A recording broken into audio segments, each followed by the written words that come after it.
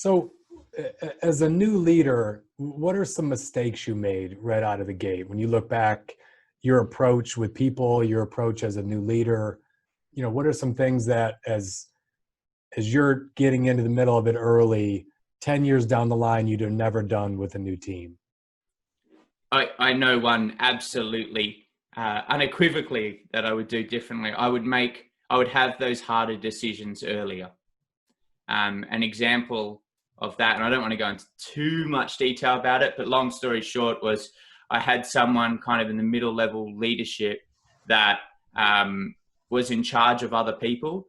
And I was young and I was easily influenced and whatnot, and I also didn't want to break up the team just before we deploy and all that sort of thing. So I thought that I could change or educate that person in time, and I was wrong.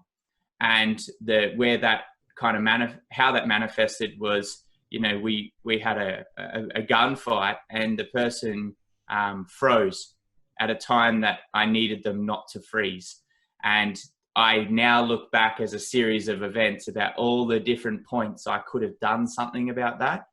But I didn't want to ruffle feathers, and I didn't want to upset the status quo, to use your term. And I paid the price for that at the gritty end. And I look back and I go, I probably did have enough time to have probably groomed someone else into that position. And maybe I wouldn't have risked people's lives if I had done that. So that would be, point one, have those hard decisions and have those hard discussions early, and be willing to justify the reasoning behind that. David, behind that real quick, before you get to that next piece, is some of that, a naive way of thinking? Because I went through the same thing as a new leader, a naive way of thinking, I can change everybody, or it's almost ego, right? It's your ego saying, I'm a good enough leader where I can get them to overcome this, even though it's going to be a mountain to climb, but your ego gets in the way and you think, I can do this. Yeah, well, absolutely. And if you think about the lead up to that, we've gone through 4 years of relatively intense training, where everything is graded and marked and assessed, and you're compared against your peers. And in fact, the day you graduated, you're actually rated from 1 to whatever's left in the class, which is a very small number from what originally started. And you know where you sit, like in terms of your cohort, your peers. And these are the best, arguably the best leaders in the country. And you're getting rated against those people. I mean, that's always in the back of your mind, this competition about, I've got to be the best, and I've got to be the fastest, and I can't be the weakest, and all these really kind of misaligned perceptions.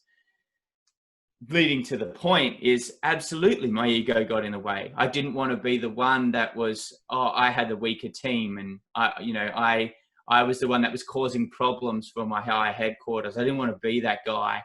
I wanted to be the guy that was solutions. I'll fix it. And really what I was doing was slapping more and more Band-Aids on the problem, but we weren't actually curing the infection underneath. And ultimately, I paid the price for that. And then I had to kind of go the journey of most of that tour with that individual. And it hurt me. It put a lot of pressure on me, because, I prescribe to leaders, don't micromanage. And in those instances, at times I had to micromanage to make sure that my soldiers were safe. And that was coming at the expense of the overall operation we were running. And I look back, and a couple of hard discussions early, we could have probably fixed that entire thing. What happened is you got dragged down to a lower pay grade, and that meant you weren't doing your pay grade. Yeah, and the soldiers see that, and they're like, "What? Why is the boss mucking around at our level? Why is this? Why is that?" And I'm trying to work behind the scenes to make sure that everyone's safe and doing. We're all going to get back alive, and and that weighs heavy on your conscience. You're trying to make sure that we're all going to get back, and I look back at definitely one. Have those discussions early.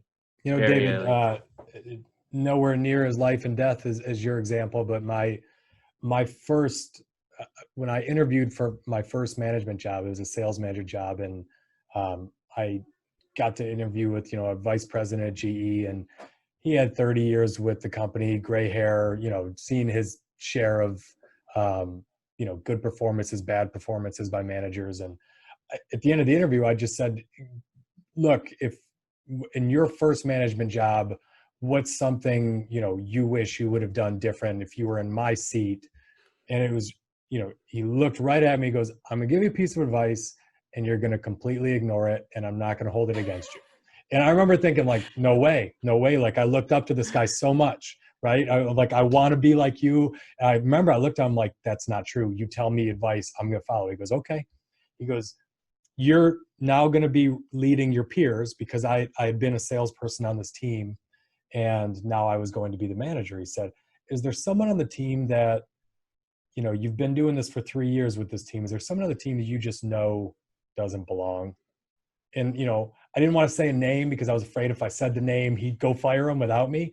And so I was like, well, I was dancing around. He goes, say it. Do you know someone that doesn't belong? I'm like, yes. He's like, don't tell me the name, but why?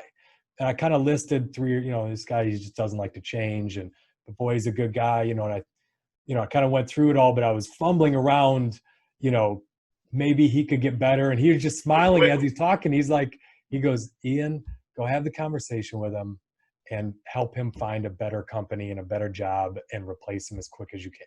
He goes, because you're going to end up spending a lot of time and end up doing it anyway.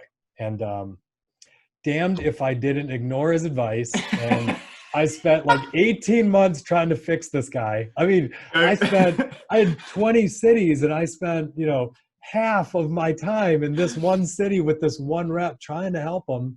And ultimately I was spending so much time there that I wasn't spending time in other places where I needed to be. And it was irritating my other direct reports that I wasn't available. I was always helping someone out who wasn't really even, was getting a little better, but hadn't been performing anyway.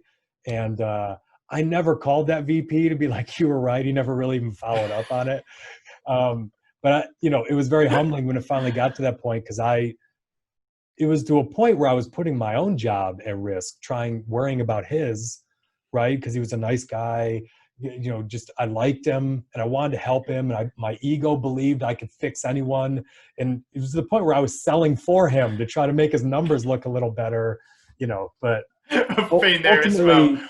Doing push-ups with someone else. Oh my God, different context, but same exact thing every new leader goes through is that ego gets in the way and you think you can fix everyone. And,